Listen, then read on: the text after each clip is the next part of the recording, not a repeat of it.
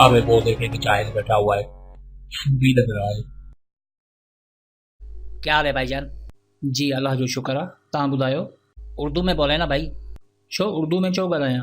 तव्हां सिंधी नथा ॻाल्हायो? हिन धरती जी इहा ई ॿोली आहे। जेकॾहिं अंदर में नमक हलाली आहे त इहा ई सिखणी आहे। भाईजान हमें सिंधी बोलना नहीं आती। 73 सालनि में ॿोली न सिखी सघिया ऐं चओ था त सिंधी असांखे नथा सम्झनि। अरे ये कराची है, सिंध में रहते तो शायद सिंधी जबान सीख लेते। इहो ई त मसइलो आहे तव्हां सां, जो कराची खे सिंध खां अलॻि सम्झो था। तव्हांखे छा थो लॻे त तव्हांजे ईअं चवण सां सच में कराची सिंध खां अलॻि थी वेंदो? भाईजान ये सिर्फ हम नहीं कहते, मीडिया पर भी सिंध और कराची को अलग दिखाया जाता है। असीं नथा मञूं तव्हांजी इन उर्दू मीडिया खे जेका ग़लति प्रोपेगेंडा करे माण्हुनि में तहसब पैदा करे थी। जियो नेटवर्क पंहिंजी हेडलाइंस में सिंध ऐं कराची खे अलॻि बयानु करे थो। मौसम जो हाल सिंध ऐं कराची जो अलॻि अलॻि ॿुधायो वञे थो। इन्हनि जो कम ई मुल्क में इंतशार फैलाए पंहिंजी न्यूज़ खे हथी ॾेई पंहिंजी TRP वधाइण आहे ऐं तव्हां इन्हनि जी बकवास ते यकीन करे इनखे सच सम्झो था। उर्दू ड्रामनि में दहशतगर्दनि जे कुल्हनि ते अजरक ॾेखारी थी वञे। सिर्फ़ सिंध न पर पूरी दुनिया में तलाश कयो, को हिकु बि सिंधी अहिड़ो ॾेखारियो जेको दहशतगर्द हुजे। आख़िर सिंधियनि तव्हांखे कयो छा आहे? यार वो तो सिर्फ ड्रामे होते हैं, उनको इतना सीरियस क्यों लेते हो? अच्छा सिर्फ़ ड्रामा आहिनि त पोइ इन्हनि खे क़ाइदे आज़म जी टोपी पाराए छॾियो या फ़ौज जी वर्दी पाराए छॾियो, या तव्हांखे रुॻो असांजी अजरक ई ॾिसण में थी अचे। हर चालाकी खे सम्झूं था, एतिरा बि जाहिल न आहियूं जेतिरा अमीं सम्झो था। जियो जी पंहिंजी असलियत छा आहे, छा असांखे ख़बर कोन्हे? इहो जियो ई हो जंहिं अजमल कसाब खे पाकिस्तानी ॼाणाए पूरी दुनिया में ख़्वार कयो। हामिद मीर ते हमले खां पोइ पाक आर्मी, ISI ऐं पाकिस्तान जे अहम इदारनि खे पूरी दुनिया में बदनाम कयो। लेकिन भाईजान अजमल कसाब का घर भी तो जियो ने दिखाया था, पूरे प्रूफ के साथ।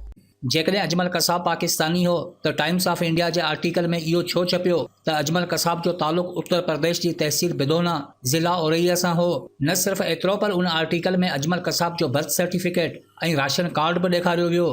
यार अल्लाह ही बेहतर जानता है। अबे हमने तो सोचा ये जाहिल है। अदा इन्हनि जो मिशन ई मुल्क खे नुक़सानु पहुचाइणु आहे। उतां जॾहिं फ़ौज डंडो ॾिनो पोइ हाणे वरी अची असांजे पोयां लॻा आहिनि। सिंध ऐं कराची खे अलॻि पेश करण बि हिकु सोची सम्झी साज़िश आहे। इन्हनि खे सॼी ख़बर आहे त इन जा नतीजा छा निकिरंदा। इन अमल सां माहौल में सिर्फ़ टेंशन पैदा थींदी, जंहिंजो फ़ाइदो सिर्फ़ सियासतदान हासिल कंदा। न अव्हांखे बंगला मिलंदा, न असीं माड़ियूं अॾाईंदासीं। इन टेंशन में बुख बदहाली अञा चोट चढ़ंदी। कराची सिंध खां अलॻि थी नथो सघे। तव्हां इन ते सोचण बदिरां बहितर आहे पंहिंजी सोच बदिलाए सिंध जी भलाई ऐं तरक़ी लाइ सोचो। हाणे घणो ई थियो, 73 साल इन्ही कश्मकश में रहियासीं, न हिकु थियासीं न अॻिते वधियासीं। सिंध असांजी धरती आहे जंहिंजो कफ़न बि असां लाइ वर्दी आहे। न जाहिल आहियूं न कमज़ोर आहियूं, ख़ामोश इन करे आहियूं जो मजबूर आहियूं। कंहिंजी मजबूरी मां फ़ाइदो न वठणु खपे, इहा तव्हांखे बि ख़बर आहे, छो त मजबूरी ते कंहिंजो ईमान न हूंदो आहे। कंहिं शख़्स खे जाहिल चओ था, इहा तव्हांजी नियत आहे, पर कंहिं क़ौम खे जाहिल सम्झणु वॾी बेवकूफ़ी हूंदी आहे। सिंधी मीडिया में दम नाहे, इन जो मतिलबु इहो हरगिज़ नाहे त पूरी क़ौम जाहिल आहे। सिंधी क़ौम खे जाहिल सम्झी जेकी हालात पैदा कया विया, शायदि उन्हनि इनकलाब फ्रांस जी तारीख़ नाहे पढ़ी। भाईजान कहाँ सिंध और कहाँ फ्रांस? मुंहिंजा भाउ इनकलाब खां अॻु फ्रांस जा हालात ॾिसो त असां खां घणो मुख़्तलिफ़ न आहिनि। 97% ग़रीब आबादी, बुख ऐं बदहाली, ज़ुल्म सितम जी ही इंतहा हुई त अमीर जे घरां कुकड़ चोरी करण ते बि ग़रीब खे फांसी चाढ़ियो वेंदो हो ऐं ग़रीबनि जा क़तल बि अमीरनि लाइ क़ानूनी माफ़ हुआ। मज़हबी पेशवा चंदो टैक्स करे वठंदा हुआ ऐं दुनिया जूं हर अयाशियूं माणींदा हुआ। अमीर तबिको ग़रीब तबिके खां नफ़रत कंदो हो।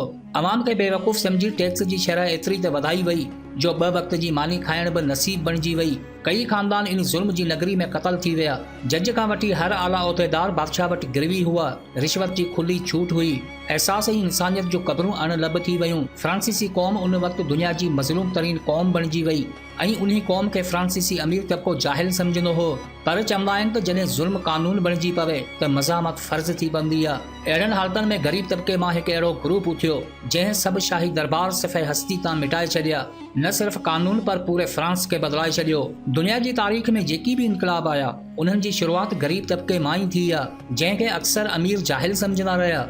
जंहिं क़ौम वटि कुझु न बचे, उन जी गैरत खे न ललकारियो, उन जे जज़्बनि सां छेड़छाड़ करे उन्हनि जे ॾुखनि खे न वधायो। दुनिया जो अधु हिसो ग़लतियुनि मां सिखियो आहे ऐं बाक़ी अधु ॿियनि क़ौमनि जे ज़वाल मां सिखियो आहे। तव्हां लाइ कहिड़ो रस्तो सही आहे तव्हां पाण अख़्तियार कयो, पर असांजी धरती सां मज़ाक़ न कयो। हर चालाकी ते नज़र आहे, हर साज़िश जी ख़बर आहे। तव्हां भली पूरी दुनिया जी ताक़त लॻाए ॾिसो, पर असां लाइ असांजो जज़्बो ई काफ़ी आहे। यादि रखो त असीं कंहिंजा ग़ुलाम न आहियूं, न धरती कंहिं वटि गिरवी आहे। इज़त जा तलबगार आहियो त ॾे वठि जे कानून ते अचो।